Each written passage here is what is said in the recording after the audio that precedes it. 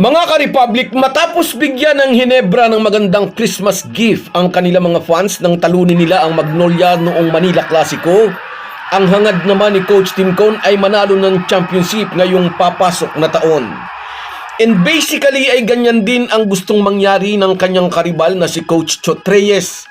Umaasa ang TNT coach after ng holiday break ay maibabalik na ng kanyang kupunan ang dating formang naging susi upang makuha nila ang kampyonato sa nakaraang conference.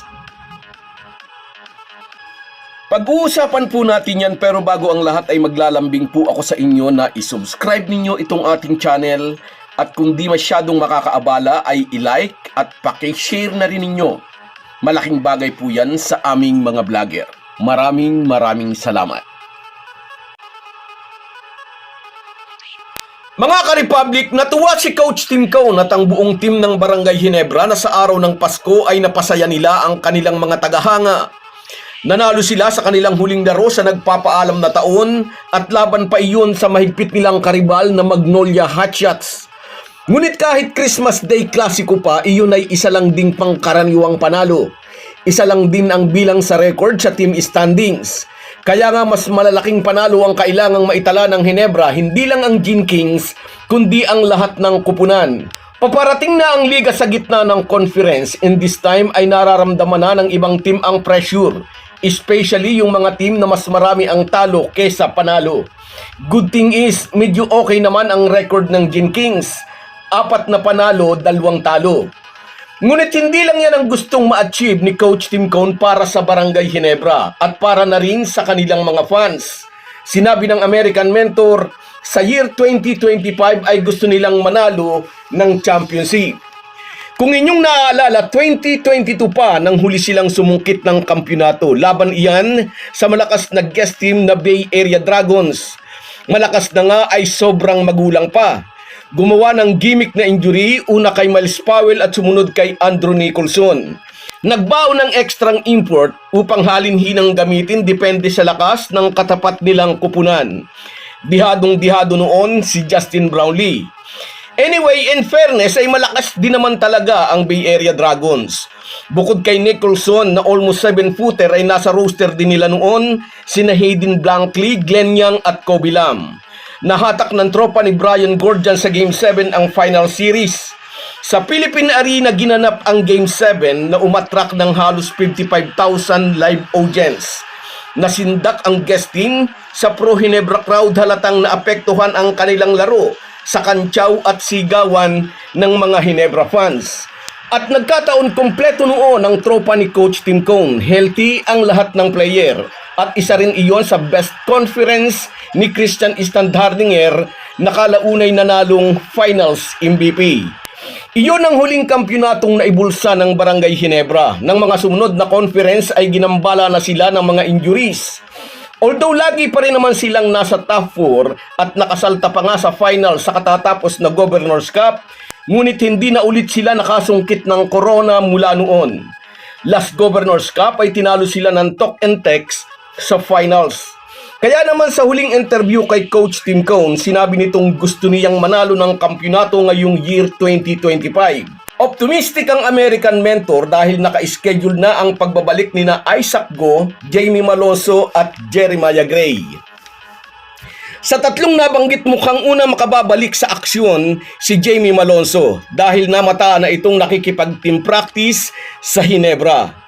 Pero sabi ng ilan, mukhang wala raw sa playing condition ang 6'7" high-flying forward.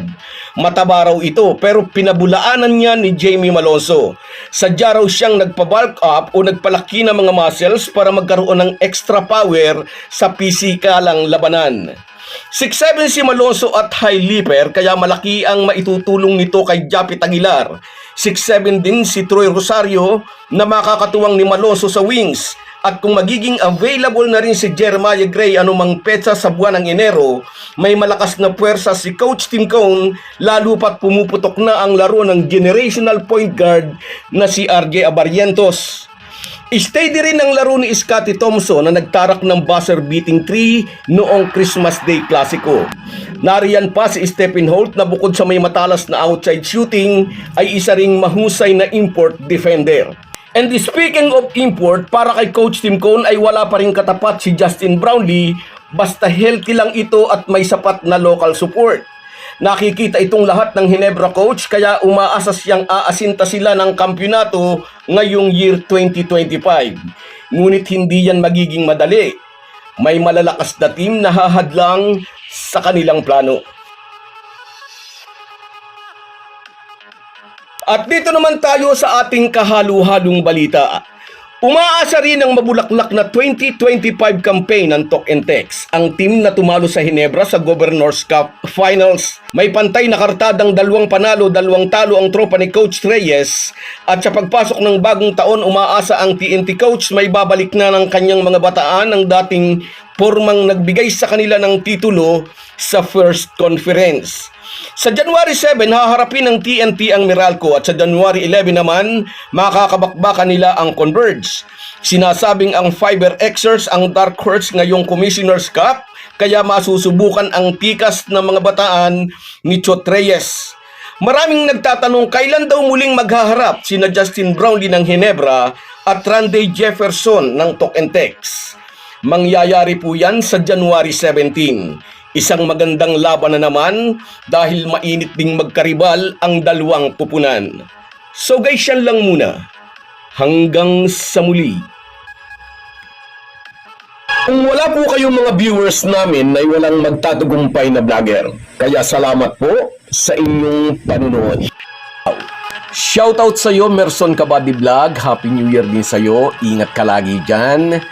Salamat sa suporta. Sa iyo rin shoutout Efren Mendoza. Yes, maraming bumoto rito na mga tagahanga ng basketball. Sa iyo rin Cecilio Tenorio.